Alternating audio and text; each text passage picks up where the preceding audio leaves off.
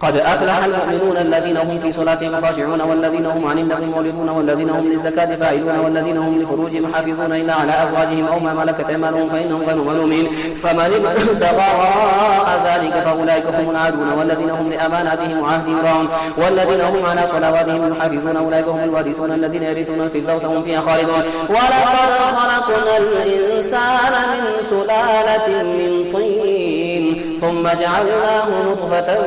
في قرار مكين ثم خلقنا النطفة علقة فخلقنا العلقة مضغة فخلقنا المضغة عظاما فكسرنا العظام لحما ثم أنشأناه خلقا آخر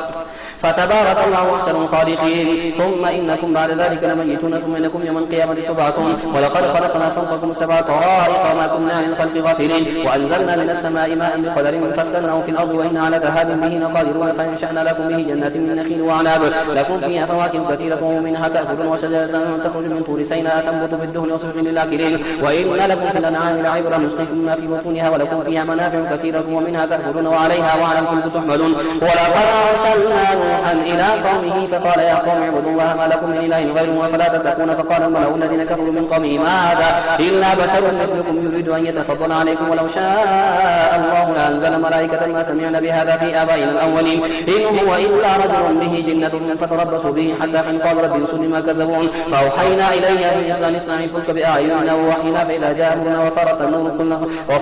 النور فاسلك فيها من كل زوجين اثنين وهلك إلا من سبق عليهم قول منهم ولا تخاطبني في الذين ظلموا إنهم مغرقون. فإذا استويت أنت ومن معك على الفلك فقل الحمد لله الذي نجانا من القوم الظالمين وقل رب أنزلني منزلا مباركا وأنت خير المنزلين إن في ذلك لآية وإن كنا لمهتدين ثم أنشأنا من بعدهم قرنا آخرين فأرسلنا فيهم رسولا منهم أن اعبدوا الله ما لكم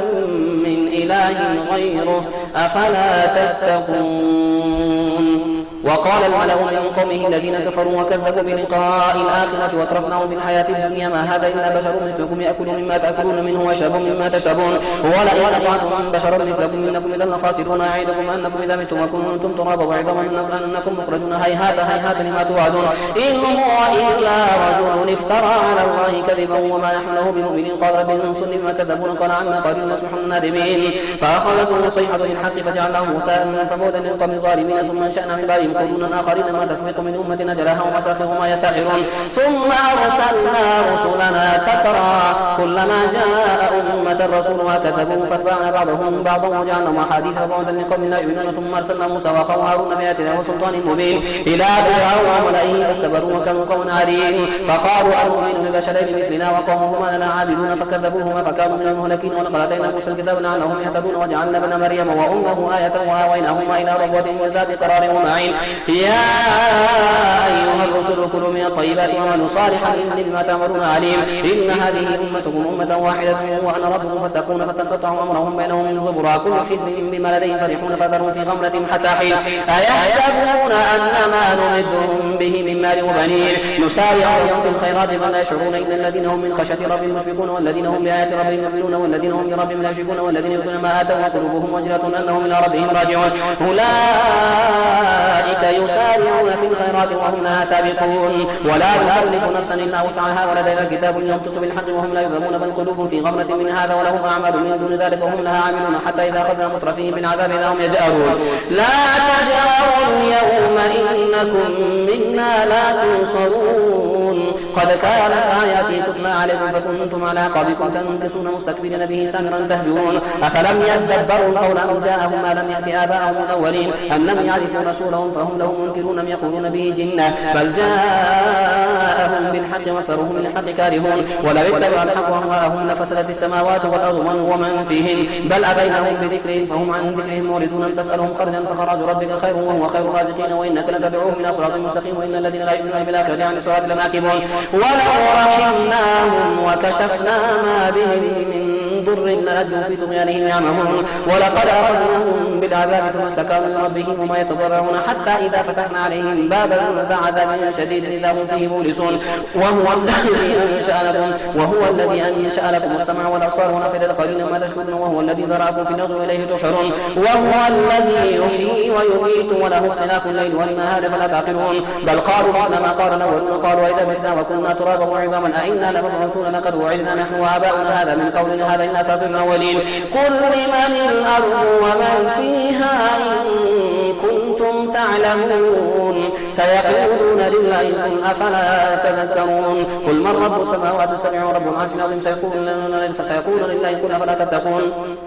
قل من بيده ملكوت كل شيء وهو يجير ولا يجار عليه كنتم تعلمون سيقولون لله قل فأنى تسحرون بل أتيناهم بالحق وإنهم لكاذبون ما اتخذ الله من ولد وما كان معه من إله إذا لذهب كل إله ما خلق ولعلى بعضهم على بعض سبحان الله عما يصفون عالم الغيب والشهادة فتعالى عما يشركون قل رب إما تريني ما يوعدون ربي فلا تجعلني في القوم الظالمين وإنا على أن نريك ما نعدهم لقادرون ادفع بالتي هي أحسن السيئة نحن أعلم بما يصفون وقل رب أعوذ بك من همزات الشياطين وأعوذ بك رب أن يحضرون حتى إذا جاء أحدهم الموت قال رب ارجعون لعلي أعمل صالحا فيما تركت كلا إنها كلمة هو قائلها ومن ورائهم برزخ إلى يوم يبعثون فإذا نفخ في الصور فلا أنساب بينهم يومئذ ولا يتساءلون فمن ثقلت موازينه فأولئك هم المفلحون ومن خفت موازينه فأولئك الذين خسروا أنفسهم في جهنم خالدون تلفح وجوههم النار وهم فيها كالحون ألم تكن آياتي تتلى عليكم فكنتم بها تكذبون قالوا ربنا غلبت علينا شقوتنا وكنا قوما ضالين ربنا أخرجنا منها فإن عدنا فإنا ظالمون قال اخسئوا فيها ولا تكلمون إنه كان فريق من عبادي يقولون ربنا آمنا فاغفر لنا وارحمنا وأنت خير الراحمين فاتخذتموهم سخريا حتى أنسوكم ذكري وكنتم منهم تضحكون إني جزيتهم اليوم بما صبروا أنهم هم الفائزون قال كم لبثتم في الأرض عدد سنين قالوا لبثنا يوما أو بعض يوم فاسأل العادين قال إن لبثتم إلا قليلا لو أنكم كنتم تعلمون أفحسبتم أنما خلقناكم عبثا وأنكم إلينا لا ترجعون فتعالى الله الملك الحق لا إله إلا هو رب العرش الكريم ومن يدعو مع الله إلها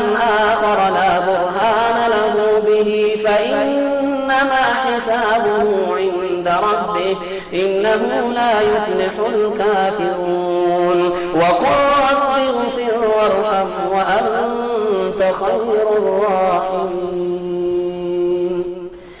سورة أنزلناها وفرضناها وأنزلنا فيها آيات بينات لعلكم تذكرون الزانية والزاني فاجلدوا كل واحد منهما 100 جلدة ولا تأخذكم بهما رأفة في دين الله إن كنتم تؤمنون بالله واليوم الآخر وليشهد عذابهما طائفة من المؤمنين الزاني لا ينكح إلا زانية أو مشركة والزانية لا ينكحها إلا زان أو مشرك وحرم ذلك على المؤمنين والذين يرمون المحصنات ثم لم يأتوا ب4 شهداء فاجلدوهم 80 جلدة ولا تقبلوا لهم شهادة أبدا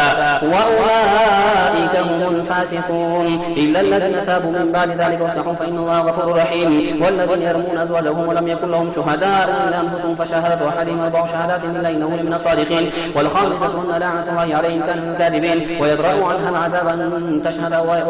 العذاب أن تشهد 4 شهادات بالله إنه لمن الكاذبين والخامسة أن غضب الله عليها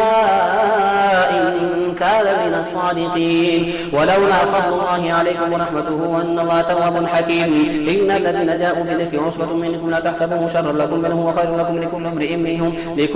منهم ما اكتسب من الإثم والذي تولى كبره منهم له عذاب عظيم لولا إذ سمعتموه ظن المؤمنون والمؤمنات بأنفسهم خيرا وقالوا هذا إفك مبين لولا جاءوا عليه ب4 شهداء فإذ لم يأتوا بالشهداء فأولئك عند الله هم الكاذبون ولولا فضل الله عليكم ورحمته في الدنيا والآخرة لمسكم فيما فتوا فيه عذاب عظيم إذ تلقونه بألسنتكم وتقولون بأفواهكم ما ليس لكم به علم وتحسبونه هينا وهو عند الله عظيم ولولا إذ سمعتموه قلتم ما يكون لنا أن نتكلم بهذا سبحانك هذا بهتان عظيم يعظكم الله أن تعودوا لمثله أبدا إن كنتم مؤمنين ويبين الله لكم الآيات والله عليم حكيم إن الذين يحبون أن تشيع الفاحشة في الذين آمنوا لهم عذاب أليم في الدنيا والآخرة والله يعلم وأنتم لا تعلمون ولولا فضل الله عليكم ورحمته وأن الله رؤوف رحيم يا أيها الذين آمنوا لا تتبعوا خطوات الشيطان ومن يتبع خطوات الشيطان فإنه يأمر بالفحشاء والمنكر ولولا فضل الله عليكم ورحمته ما زكى منكم من أحد أبدا ولكن الله يزكي من يشاء والله سميع عليم ولا يأتل أولي الفضل منكم وسعة أن يؤتوا أولي القربى والمساكين والمهاجرين في سبيل الله وليعفوا وليصفحوا ألا تحبون أن يغفر الله لكم والله غفور رحيم إن الذين يرمون المحصنات الغافلات المؤمنات لعنوا في الدنيا والآخرة ولهم عذاب عظيم يوم تشهد عليهم ألسنتهم وأيديهم وأرجلهم بما كانوا يعملون يومئذ وفيهم الله دينهم الحق ويعلمون أن الله هو الحق المبين الخبيثات للخبيثين والخبيثون للخبيثات والطيبات للطيبين والطيبون للطيبات أولئك مبرؤون مما يقولون لهم مغفرة ورزق كريم يا أيها الذين آمنوا لا تدخلوا بيوتا غير بيوتكم حتى تستأنسوا وتسلموا على أهلها ذلكم خير لكم لعلكم تذكرون فإن لم تجدوا فيها أحدا فلا تدخلوها حتى يؤذن لكم وإن قيل لكم ارجعوا فارجعوا هو أزكى لكم والله بما تعملون عليم ليس عليكم جناح أن تدخلوا بيوتا غير مسكونة فيها متاع لكم والله يعلم ما تبدون وما تكتمون قل للمؤمنين يغضوا من أبصارهم ويحفظوا فروجهم ذلك أزكى لهم إن الله خبير بما يصنعون وقل للمؤمنات يغضضن من أبصارهن ويحفظن فروجهن ولا يبدين زينتهن إلا ما ظهر منها وليضربن بخمورهن على جنوبهن ولا يبدين زينتهن إلا لبعولتهن أو آبائهن أو آباء بعولتهن أو أبنائهن أو أبناء بعولتهن أو إخوانهن أو بني إخوانهن أو بني أخواتهن أو نسائهن أو ما ملكت أيمانهن أو التابعين غير أولي الإربة من الرجال أو الطفل الذين لم يظهروا على عورات النساء ولا يضربن بأرجلهن ليعلم ما يخفين من زينتهن وتوبوا إلى الله جميعا أيها المؤمنون لعلكم تفلحون وأنكحوا الأيام منكم والصالحين من عبادكم وإمائكم إن يكونوا فقراء يغنيهم الله من فضله والله واسع عليم وليستعفف الذين لا يجدون نكاحا حتى يغنيهم الله من فضله والذين يبتغون الكتاب مما ملكت أيمانكم فكاتبوهم إن علمتم فيهم خيرا وآتوهم من مال الله الذي آتاكم ولا تكرهوا فتياتكم على البغاء إن أردنا تحصنا لتبتغوا عرض الحياة الدنيا ومن يكرهن فإن الله من بعد إكراههن غفور رحيم ولقد أنزلنا إليكم آيات مبينات ومثلا من الذين خلوا من قبلكم وموعظة للمتقين الله نور السماوات والأرض مثل نوره كمشكاة فيها مصباح المصباح في زجاجة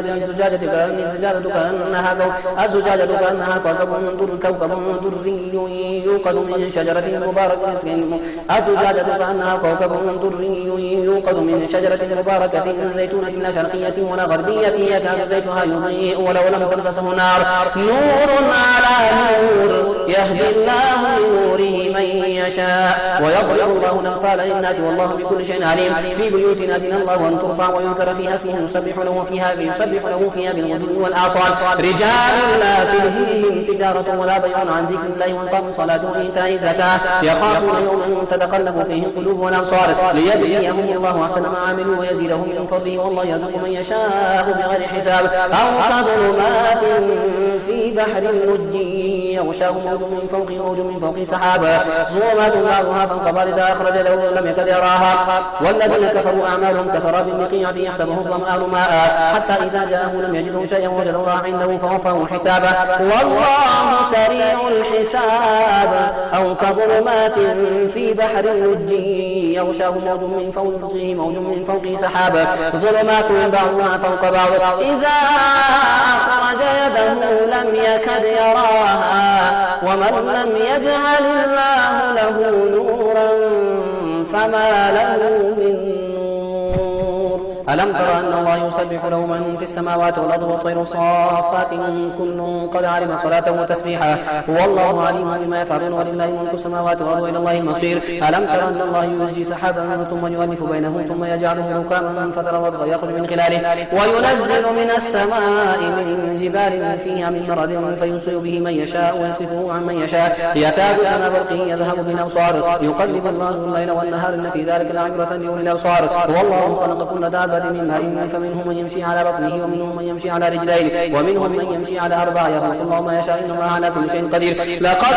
أنزلنا آيات مبينات والله يهدي من يشاء إلى صراط مستقيم. ويقولون آمنا بالله وبالرسول وأطعنا ثم يتولى فريق منهم من بعد ذلك وما أولئك بالمؤمنين. وإذا دعوا إلى الله ورسوله ليحكم بينهم إذا فريق منهم معرضون وإن يكن لهم الحق يأتوا إليه مذعنين أفي قلوبهم مرض أم ارتابوا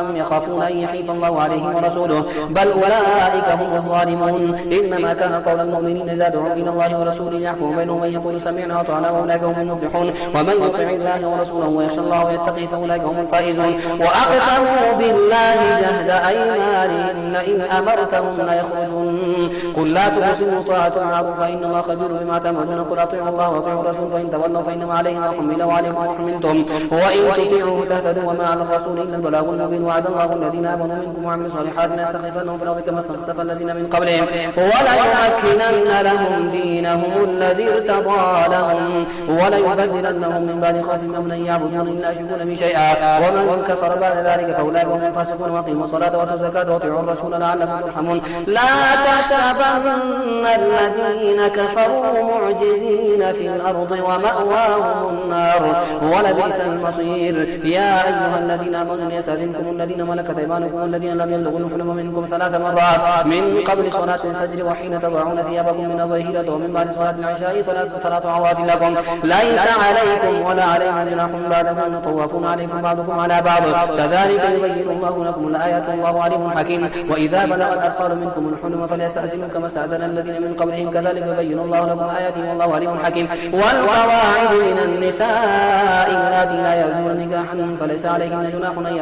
يضعن ثيابهن غير متبرجات بزينة وأن يستعففن خير لهن والله سميع عليم. ليس على الأعمى حرج ولا على الأعرج حرج ولا على المريض حرج ولا على أنفسكم أن تأكلوا من بيوتكم وبيوت آبائكم أو بيوت أمهاتكم وبيوت إخوانكم وبيوت أخواتكم وبيوت أعمامكم وبيوت عماتكم أو بيوت أخوالكم وبيوت خالاتكم أو ما ملكتم مفاتحه وصديقكم ليس عليكم جناح أن تأكلوا جميعا واشتاتا فإذا دخلتم بيوتا فسلموا على أنفسكم تحية من عند الله مباركة طيبة كذلك يبين الله لكم الآيات لعلكم تعقلون. إنما المؤمنون الذين آمنوا بالله ورسوله وإذا كانوا معه على أمر جامع لم يذهبوا حتى يستأذنوه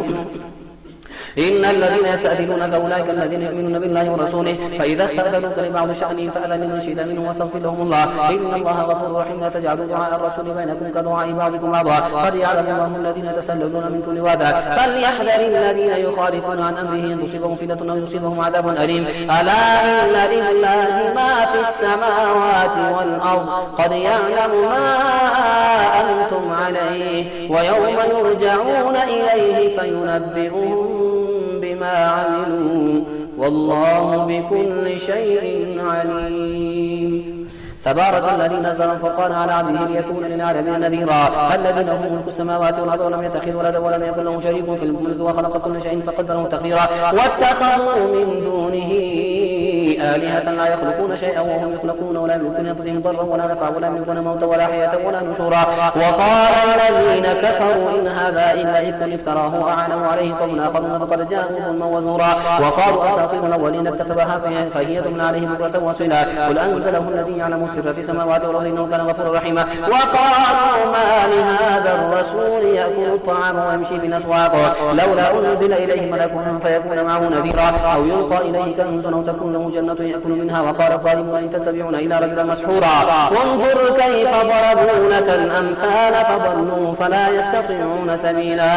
تبارك الذي إن شاء جعل لك خيرا من ذلك جنات تجري من تحتها الأنهار وجعل لك قصورا بل كذبوا بالساعة وأعتدنا لمن كذب بالساعة سعيرا. إذا رأتهم من مكان بعيد سمعوا لها تغيظا وزفيرا وإذا ألقوا منها مكانا ضيقا مقرنين دعوا هنالك ثبورا لا تدعوا اليوم ثبورا واحدا وادعوا ثبورا كثيرا. قل أذلك خير أم جنة الخلد التي وعد المتقون كان لهم جزاء ومصيرا لهم فيها ما يشاءون خالدين كان على ربك وعدا مسؤولا ويوم يحشرهم وما يعبدون من دون الله فيقول أأنتم أضللتم عبادي هؤلاء أم هم ضلوا السبيل قالوا سبحانك ما كان ينبغي لنا أن نتخذ من دونك من أولياء ولكن متعتهم وآباءهم حتى نسوا الذكر وكانوا قوما بورا فقد كذبوكم بما تقولون فما تستطيعون صرفا ولا نصرا ومن يظلم منكم نذقه عذابا كبيرا وما أرسلنا قبلك من المرسلين إلا إنهم ليأكلون الطعام ويمشون في الأسواق وجعلنا بعضكم لبعض فتنة أتصبرون وكان ربك بصيرا.